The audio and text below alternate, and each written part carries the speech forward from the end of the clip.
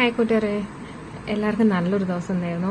ഇത് ഞാൻ രാവിലെ എടുത്ത വീഡിയോ, പക്ഷെ എനിക്ക് ഇപ്പോഴായിടാൻ നേരം കിട്ടിയ കേട്ടോ. നല്ല ജോലിയിലായിരുന്നു.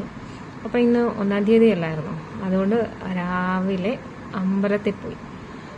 ഇന്നലെ അമ്മ പറഞ്ഞു, കിടക്കുന്നതിന് മുന്നേ പറഞ്ഞു നാളെ അമ്പലത്തിൽ പോകണം, 1-ാം തീയതി, അതുകൊണ്ട് നേരത്തെ എഴുന്നേക്കണം. എന്നോട് നേരത്തെ പറഞ്ഞില്ലെങ്കിൽ ഞാൻ പിന്നെ 7 മണി 7:30 ആയിട്ട് എഴുന്നേക്കത്തുള്ളൂ.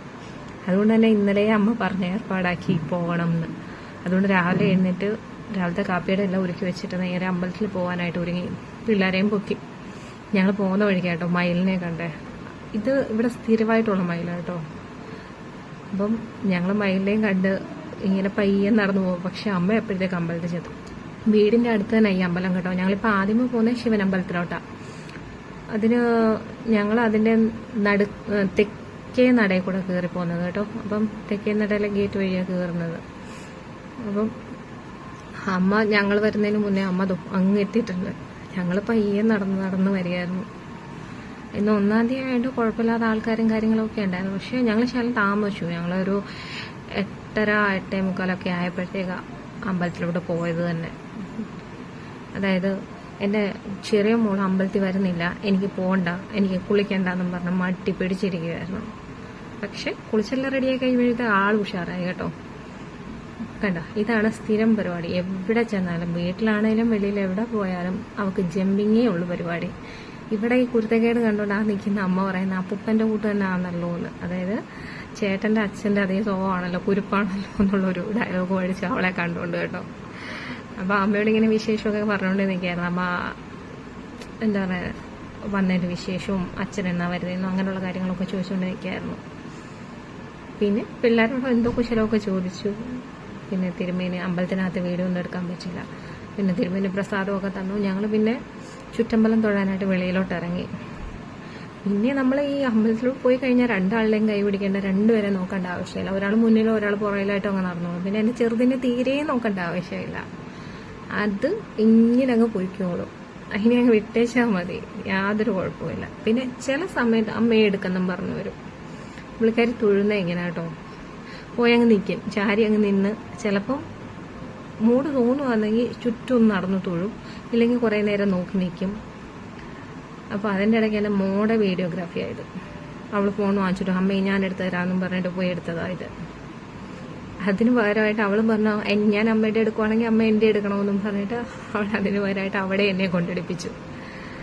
ഇതാ സംഭവം.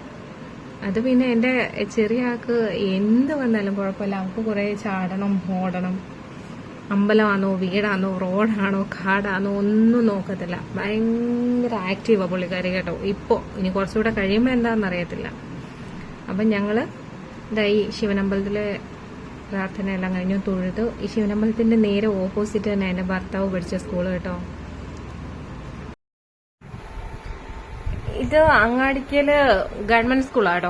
അപ്പൊ ഇത് നേരെ ശിവനമ്പലത്തിന്റെ ഓപ്പോസിറ്റ് സൈഡ് തന്നെ കേട്ടോ. മുഴുവൻ വെക്കേഷൻ ആയതുകൊണ്ട് അടച്ചിട്ടേക്കോ, നമുക്ക് കൂടുതലൊന്നും കാണിക്കാൻ പറ്റത്തില്ല. അതുകൊണ്ട് ഇവിടെ അതിന്റെ ബോർഡ് തൂക്കിയേക്കുന്നത് ദേവസ്വം ബോർഡിന്റെ സ്കൂളാണ്.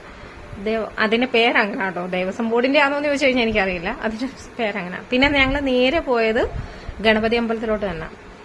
അതപ്പം ഗണപതി അമ്പലത്തിന്റെ ഫ്രണ്ടിലുള്ള വലിയൊരു കുളമായത് കേട്ടോ. ഓണത്തിന് ഇവിടെ നമ്മുടെ ഈ തലയണ അടി മത്സരമൊക്കെ ഇവിടെ നടക്കാറുണ്ട്. ഇതിനകത്തിൽ കഴ കെട്ടിയിട്ട്, കുളത്തിനകത്തിലെ കഴ കെട്ടിയ അതൊക്കെ നടത്തുന്നത് നല്ല രസമാണ്. ഞാൻ ഒരു പ്രാവശ്യം ഓണത്തിന് ആ പ്രോഗ്രാം ഇവിടെ കണ്ടിട്ടുണ്ടായിരുന്നു കേട്ടോ.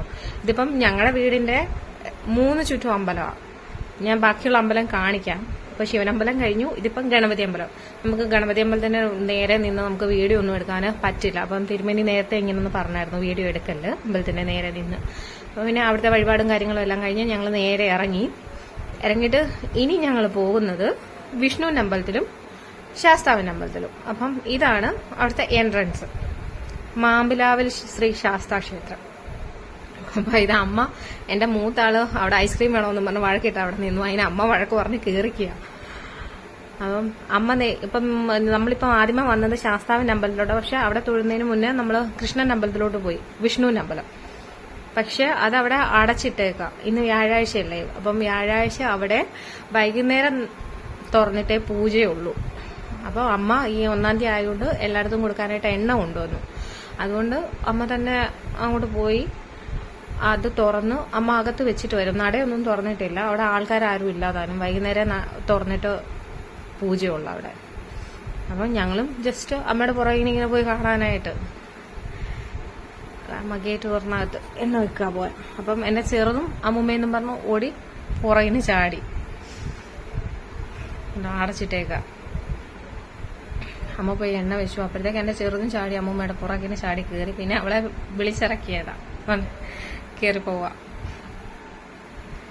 അപ്പം അവിടെ എണ്ണയൊക്കെ വെച്ച് ഞങ്ങൾ തിരിച്ച് നേരെ ശാസ്താവിൻ്റെ അമ്പലം.